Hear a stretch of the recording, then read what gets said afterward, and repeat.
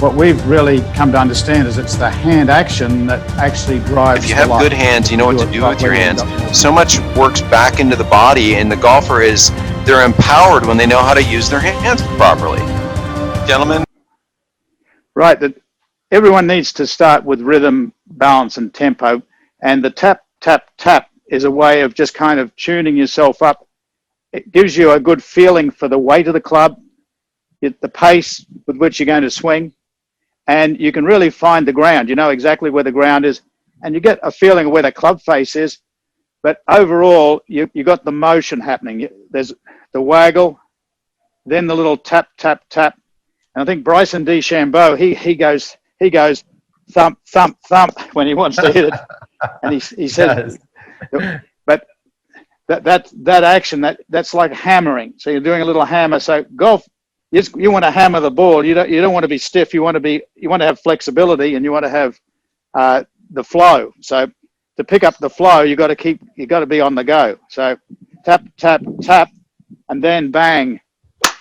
You're on the way to an effortless backswing. And I think one thing about the backswing, while you're building it, you can't play thinking about your backswing, can you? You got to drill it in till it's kind of semi-automatic. Oh, completely. So I love what you said. Like the first lesson George Knudson gave me was never to ground the club, but I was allowed to tap the ground. So, when I got over a golf ball, it was always a walk-in move. Kind of walked in semicircle, put our trail foot, kind of organized our face, lead foot, trail foot back. And in doing that, there's that sense of pressure in the ground. And, finding that the club's off the ground, so there's that sense of waggle. And then as I hit a shot, the club's not resting on anything. The weight of the club is in my hands so that my body can get the inertia going, and I can hit a shot. And that was a lovely one right there. But too many people I see like to take the club, stick it on the ground, and then all of a sudden they're just kind of squeezing this handle. They don't really have the club in the ground. They're not really feeling their feet. They're not in a place where they can move the handle first and sling this club up to the top to get in that position where they can really crush a golf ball. Yeah, no, it basically, if you want to have motion, you've got to start in the motion right from the beginning. And that pre-shot, as you walk in, it's one continuous motion. You want to build it in baby steps, but as soon as you can put it all together, I think the waggle and the tap, tap, tap really help coordinate the start of your swing. Oh, totally. And, it definitely. Let's hey Chris, yeah. Let's go to a couple questions, mate, before we have to wrap up. I know there's a bunch of them. Yeah, I've got a pick. Sorry guys, we won't be able to get to all the questions, but a question from Doug. Peter appears to have a much flatter shoulder turn, whereas Martin appears to have a little bit more tilt in the shoulder down. Again, which method is preferred? So maybe Martin, you might want to start. Well, I would say that. Yeah, I just face. First off, I'm way taller than Peter. I am 5'9". Peter's 5'7". So I tower over. Face the camera this way, man. 2 inches. I'm sorry. I was just joking. I tower over Peter because I'm 5'9" and he's 5'7". So whatever my hip hinge is, I always say if I hip hinge and have a neutral pelvis, my shoulders should, like I showed with the hula hoop, should sort of match that. I don't want to do something awkward. And I think in Peter's case, I think we're in the same. We may say it a little bit differently, but ultimately the goal is that whatever our attitude of address hinged from the hips, we rotate and maintain that. So I think we're pretty much parallel in those thoughts. What's the next question? Can I just add to that, Martin? Sure. So basically, we definitely both. The only difference here is that in my right shoulder is a little bit more compressed down. So it's not just at right angles to my spine. I've actually got more of a little lean there, which allows for the left side to be higher, and so it appears to stay more level. The shoulders are still. I'm still turning on the spine. There's no reverse pivot or going too steep, and I definitely don't want to come out of it. So it's just a little more compression of the right shoulder gives the illusion that it's turning flatter.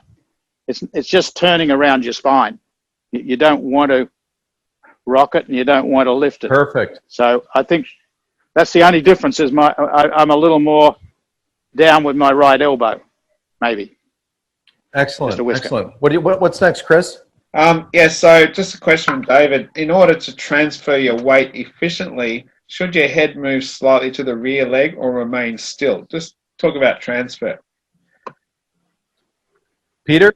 Over to you, Martin. Yeah, so I'll talk about that. I think that again, when we back to the walking routine, the dynamics of motion. So when you see me over, you're looking at me down the line, but if I was to go face onto the camera, when I settle into something, I always joke I feel like I'm making wine in the fall because I'm squeezing grapes right here. I'm never stationary. Then there's a moment of settling, and when my weight is to my lead side for my last time, and as I'm pressing the ground a little bit, that has momentum that helps me go to my right. So my head might go to my right a fraction, and in that fraction, that helps me have that dynamic momentum to sling the club up to the top. So I'm not going to say you got to keep your head dead still, but in the general theme of a video, you wouldn't see my head move a tremendous amount because I want you to feel free. I don't want you to feel like your head has to stay completely still. But a good player generally will keep their head, for the most part, pretty still in the backswing. You might see some compression on the downswing, but they're not usually going to compress down. They're going to usually stay pretty level, maybe compress a little bit into the ground before they rotate and push up into a finish. Yeah, the head's not really in the center of the spine either. It's a little bit forward. So from looking front on, it's a bit of it looks like your head may be moving back, but it's actually the spine, the back of your neck here is staying pretty still. You don't want to have that move.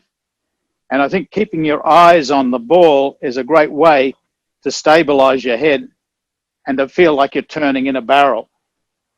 You're not trying to glue it down, but you definitely want to stay in your center. Excellent. So that kind of fits with what you're saying there, Martin, pretty well, I think. Chris, what do you got for us? We have a whole bunch of questions here.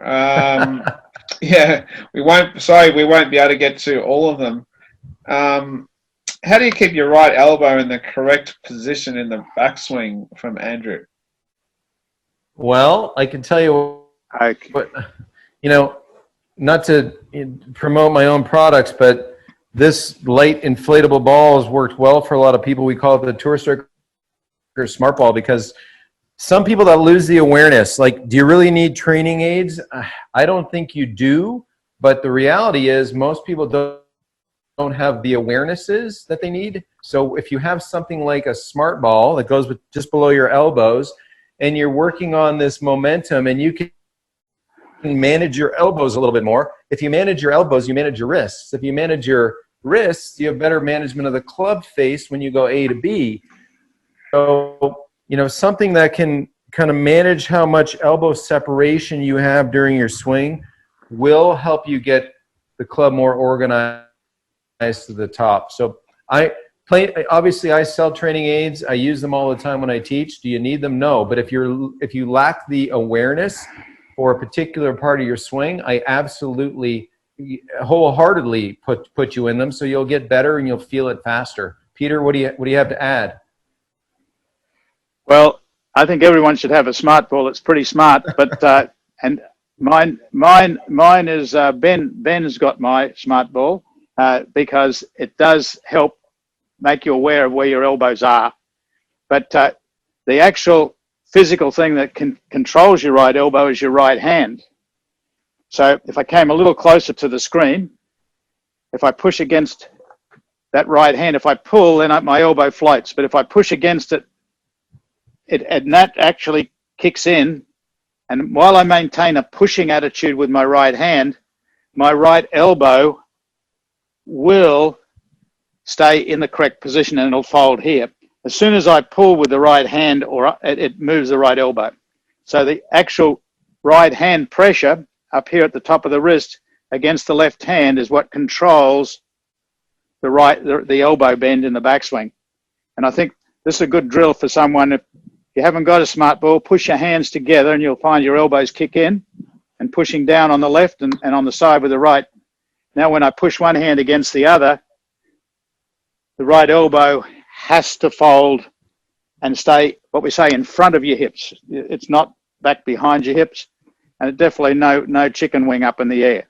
Excellent. So, And I would say too, if they just grip a golf club and then open their fingers, complete open palm, and put that pressure point Peter showed you, the bottom of your lifeline onto your biggest thumb knuckle, and then just make open palm backswings, you're going to find that you're going to keep your elbows a bit more organized. Should help you. Hey, Chris, do we have time for one more? what we've really come to understand is it's the hand action that actually drives If you the have life. good